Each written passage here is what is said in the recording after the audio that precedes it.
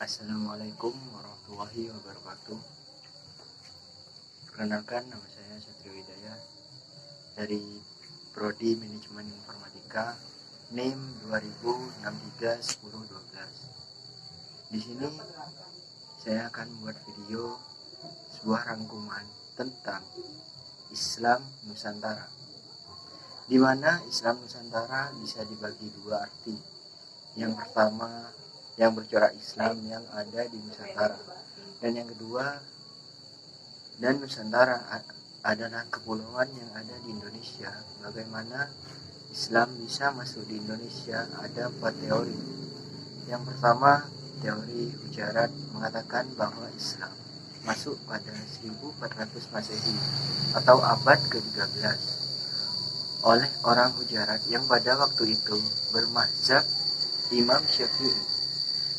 Yang kedua adalah menggunakan teori Persia atau teori dari Irak, di mana pada atau mendekati 1400 orang Persia atau pedagang Persia membawa Islam ke Nusantara pada 10 Muharram atau bisa disebut dengan bulan Syuro.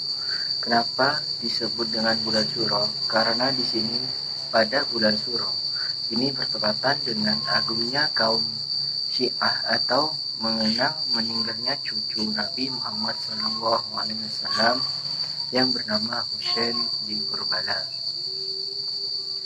Lalu yang ketiga, teori Arab atau Mekah yang diperkenalkan oleh pakar-pakar Indonesia yang bernama Profesor Hamkanah.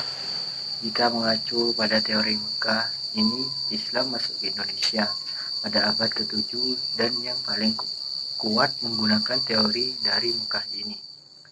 Baik, masuk teori yang keempat, teori Cina, di mana orang Cina yang berlayar di Indonesia membawa asimilasi dan akulturasi yang menjadi perubahan yang ada di Indonesia. Mengapa sih Islam berkembang sangat luas di Indonesia? Karena Islam itu banyak tindakan daripada melakukan omongan. Jadi Islam mudah sekali masuk ke negara Indonesia ini. Lalu proses perkembangan Islam sendiri di Indonesia ada dua, yaitu Hasbiyah dan Usriyah. Yang pertama Hasbiyah, yaitu melalui peperangan. Yang kedua Usriyah, berdamai pelan-pelan tapi pasti. Lalu adapun corak Islam yang ada di Nusantara. Yang pertama bercorak unik dan beragam.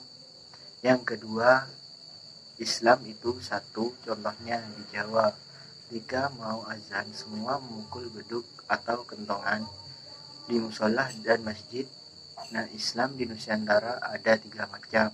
Yang pertama adalah Islam tradisional, di mana Islam di sini masih merangkul kuat dengan halus budaya yang ada di Indonesia, yaitu Nahdlatul Ulama, bisa disingkat dengan NU. Yang kedua, Islam modern, di mana pro dengan kemajuan dan mengesampingkan budaya yang melenceng dari Islam, yaitu Islam Muhammadiyah. Yang ketiga, Islam Puritan, di mana menerapkan Islam secara murni pada agamanya. Meskipun Islam di Indonesia beragam, kita tetap satu tujuan dan saling damai satu sama lain. Terima kasih. Sekian presentasi atau rangkuman yang saya buat.